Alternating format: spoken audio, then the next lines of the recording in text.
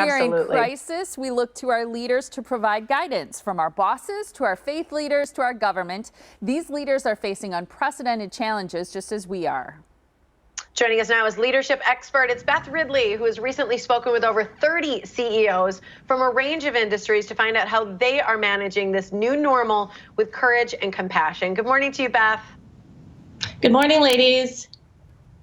Thanks for joining us today. Let's talk about this. 30 CEOs that you had a chance to interview.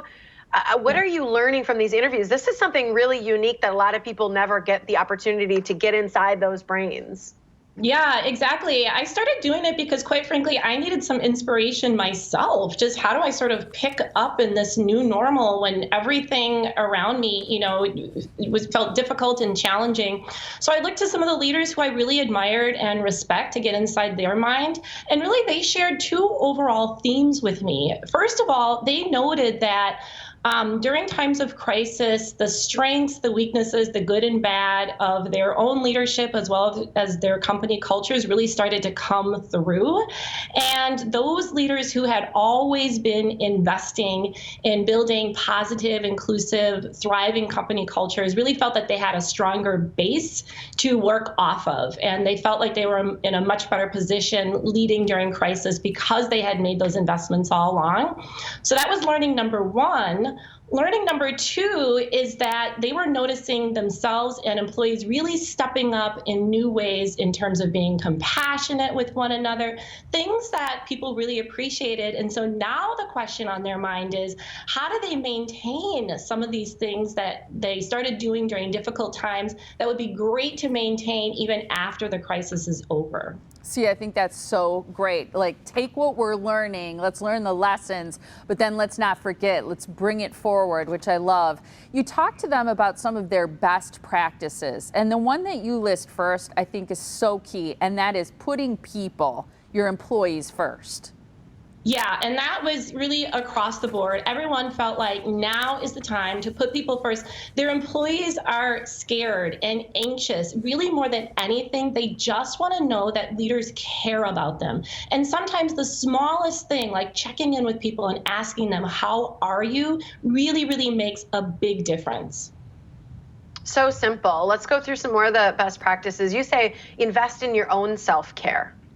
Yeah, that's really, really important because everyone feeds off of the attitude or the vibe that the leader has. So it's really important that the leader is somewhat optimistic, expressing a sense of calm. So whatever leaders need to do to sort of, build their own positivity. And the responses I got were really across the board. For some leaders, it was vacuuming, and they were saying their house is really clean these days.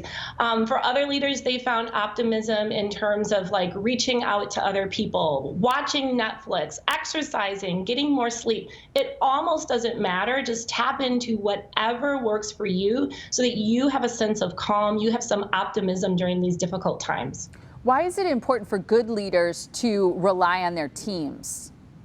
Yeah, I think this is a situation where no one can figure out all the challenges alone. And if you feel that you have to be Superman or Superwoman, that just adds more stress, and it doesn't help to boost your own optimism and positivity that's so important for the reasons that we just talked about. So now's the time for leaders to really rely on their teams, to embrace new ideas, to encourage diverse perspectives, because we need creative solutions and innovation to figure out how to move forward. So the more ideas on the table to help, the better. I think we all need to learn this next one, but I love that you say leaders in particular need to take one day at a time. Yeah, and so I really, took a lot of comfort in this one because I think sometimes as leaders, you feel like you have to know all the answers, and it's really difficult to do that when you really don't know what the future holds. So one leader put it really well. He said, you know what? All I can do is forge forward with the most right thing at the time, and to take one day at a time and to make the best decisions you can do at the time, because sometimes you really don't know what the future holds even the next day, let alone, a few months from now, a few years from now. Why is it so important to have that clear, concise, but constant communication?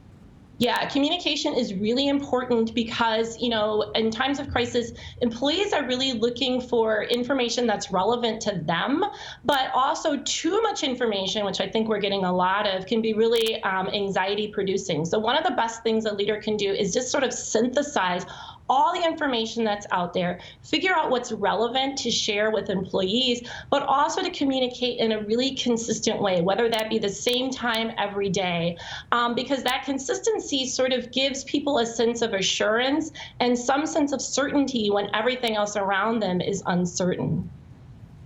We're out of time, but just in a sentence, the last one you say is think upward, think onward, and think inward. Yep.